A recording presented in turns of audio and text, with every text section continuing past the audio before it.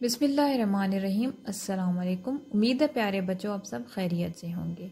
आज हमारा online classes में सबक का उन्वान है दोहराई, और दोहराई करेंगे हम अपनी उर्दू के सबक मेरी प्यारी साइकिल की। ठीक है,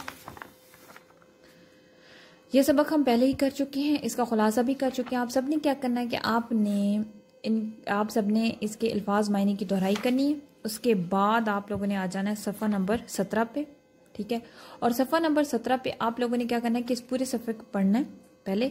उसके बाद इसमें से जो वाहिद अल्फाज होंगे उनको वाहिद में लिखना है, और जो जमा होंगे उन्हें जमा में लिखना है। जैसे कागज़ वाहिद और दोस्तों जमा, रात वाहिद है। इसी तरह से आप लोगों ने वाहिद को अलग करना है और जमा को अलग करके लिखना है। एक लाइन लगानी है, यहाँ पे वाहिद लिखना है, यहाँ पे जमा लिखना है, और वाहिद को वाहिद वाली साइड पे और जमा को जमा वाली साइड पे। ठीक है, उसके बाद आ जाए मेहनत पे, जो कि आप लोगों की नज़म है। इसकी तशरीह हमने कर ली थी। आप लोगों ने क्या करना है कि इसके अल्फाज मायने की दोहराई करनी है, और एक बार इस पूरी नज़म को दोबारा पढ़ना है, और इस नज़म का मरकज़ी ख्याल लिखना है।